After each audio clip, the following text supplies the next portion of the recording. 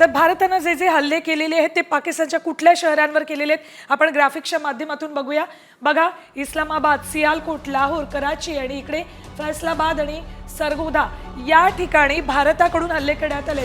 सरगोदा, फैसलाबाद, कराची आणि इकडे बहावलपूरमध्ये सुद्धा पुन्हा एकदा हल्ला करण्यात आलाय। तिकडे इस्लामाबाद, सियालकोट आणि लाहोर या अशा महत्त्वाच्या पाकिस्तानातल्या शहरांवर पाकिस्तानमध्ये हल्ले भारताकडून करण्यात आलेले आहेत आणि पाकिस्तानच्या या हल्ल्यांना भारतानं थेट प्रत्युत्तर दिले असं पुन्हा एकदा आपण म्हणू शकतो।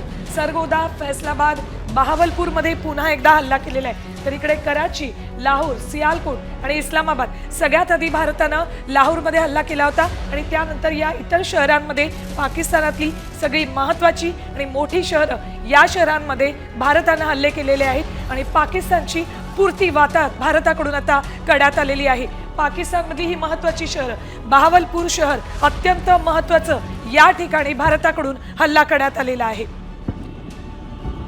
तर आणखी एक महत्त्वाची बातमी आपल्यापर्यंत येते ती म्हणजे भारताचा थेट पाकच्या सियालकोटवर हल्ला झालेला आहे। भारतानं या हल्ल्याला जोरदार प्रत्युत्तर दिलेलं आहे। पहलगामच्या हल्ल्यानंतर भारताकडून सडेतोड उत्तर देण्यात येते।